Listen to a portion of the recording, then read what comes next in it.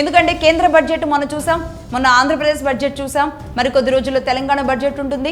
అలాగే ఏ రాష్ట్రం రాష్ట్రం, చిన్న రాష్ట్రాలు చిన్న బడ్జెట్ని, పెద్ద రాష్ట్రాలు అభివృద్ధి చెందిన రాష్ట్రాలు అభివృద్ధి చెందిన బడ్జెట్ని పెడుతూ ఉంటాయి. అంటే 1,00,000 కోట్ల బడ్జెట్ అనేది ఆ రాష్ట్రం ఎంత బలంగా ఉంది అని చెప్పడానికి బాగుంటుంది. అది కాస్త కొన్ని రాష్ట్రాలు ఇప్పుడు 2.5 లక్షల కోట్ల బడ్జెట్ పెట్టుకునే స్థాయికి ఎదిగాయి. అంటే ఆ రాష్ట్ర జీడిపి పారామీటర్స్ ప్రకారం మేము ఇంత బడ్జెట్ పెట్టుకోగలుగుతున్నామని ఆ రాష్ట్రాలు చెప్తున్నాయి. కాబట్టి ఒక అభివృద్ధి చెందిన రాష్ట్రం ఒక 2 లక్షలు 2.5 లక్షల కోట్ల బడ్జెట్ పెట్టే రాష్ట్రాన్ని ఒక యూనిట్గా తీసుకుందాం. ఆ యూనిట్ గురించి నేను ఇప్పుడు కొన్ని అంశాలు మీకు చెప్పబోతున్నాను. నిబద్ధతతో ఒక రాష్ట్రాల అవసరాల కోసం పనిచేస్తే గనక నిజంగా రాష్ట్రాల్లో అద్భుతాలు చేయొచ్చు. ఆ నేపథ్యంలోనే మగధా న్యూస్ ఎక్స్క్లూజివ్గా ఒక 6 సూత్రాల విషయాన్ని మీ ముందుకు తీసుకొస్తున్నాం. ఒక 6 సూత్రాల ప్రతిపాదనని మీ ముందు పెట్టబోతున్నాం. అదేంటి అంటే, ఒకటి, 2 లక్షల కోట్ల బడ్జెట్ పెట్టే ఒక రాష్ట్రాన్ని ఒక యూనిట్గా, ఒక శాంపిల్గా, ఒక యూనిట్ శాంపిల్గా తీసుకుందాం.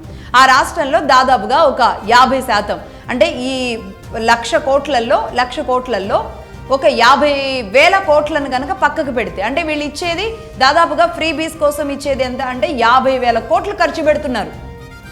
మిగతాదంతా శాలరీలకు, ఈ మిగతా పనులకే సరిపోతుంది. అంటే 1,00,000 కోట్లు అక్కడికే తుడిచిపెట్టేస్తున్నారు. ఉచిత పథకాల ద్వారా ఎవరు తింటున్నారు, ఎవరికి ఉపయోగపడుతుంది, ఎవరికి అర్థం కావట్లేదు. అందుకే మగధా న్యూస్ ఈ 6 సూత్రాల ప్రతిపాదనని మీ ముందు పెడుతుంది.